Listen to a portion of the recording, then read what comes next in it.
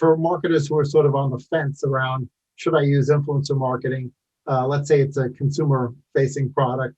Are there any best practices to determine legitimacy and maybe, dip your toe in the water before you, jump right in? Yeah, so this should be an entire discipline where if you're going into marketing, you have to take a class on it or something, because it's so easy to waste a ton of money. And unfortunately, I don't think the incentives are completely aligned from everyone's point of view. So as a business owner and or marketer, you think that your incentives are aligned with the influencer and their manager, but in my experience, that's just not always the case. And I think companies are noticing more what is a bubble and what maybe doesn't convert. And some influencers are noticing this too, which is really great if they're willing to be transparent. I think influencer marketing can work very well for certain industries. And I think for other industries, it's just honestly a waste. And then I think that there's some in between where, it's probably not going to convert like crazy, but it's worth it for visibility, but you're not going to pay, a ton of money on it. So in my experience, we have worked with influencers for my companies, and some of my clients have worked with influencers. I have clients in the pet space who do amazing with influencers. They do better with influencers than they do with paid ads, with pretty much anything else other than maybe for some of them SEO. That happens to work for like one or two outliers just based on their niche within the pet space. So that can work.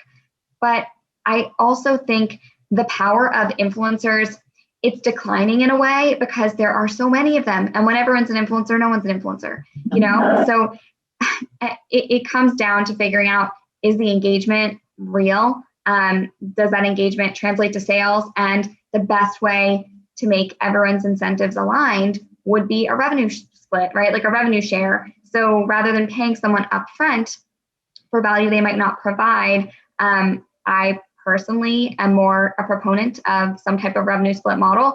And I think when an influencer or their manager does not want to do that, it's very, very telling. A few years ago was negotiating a contract, and it was an influencer represented by like a Hollywood A-list talent agency. And we wanted to do a revenue split, very favorable for them, as well as an upfront, like a signing bonus. And their manager just wanted $100,000 upfront, no revenue split. And I could see this influencer's, he had like over 9 million followers across platforms, which is obviously sizable, but the engagement was just waning. And there was just no proof or reason for me to be confident that it was going to convert to the tune of a few $100,000. And if we're going to pay you $100,000, someone's got to make something here, right? Or else what are we doing? And that was just a good example of what not to do. So we did not do that deal. But I've also heard in the influencer market, the influencers themselves taking a different approach, which is more visibility marketing and believing I've spent years building this audience. So therefore you're paying just for the visibility, just like a company would pay for a television ad, just, to get seen, to get known. And I think that's true. If you're a giant company with an unlimited marketing budget and you don't really care about, generating profitable leads right now, go ahead, do that. If you're a startup, if you're a smaller company, if your budget matters more and you really need a return, I don't believe in spending money like that.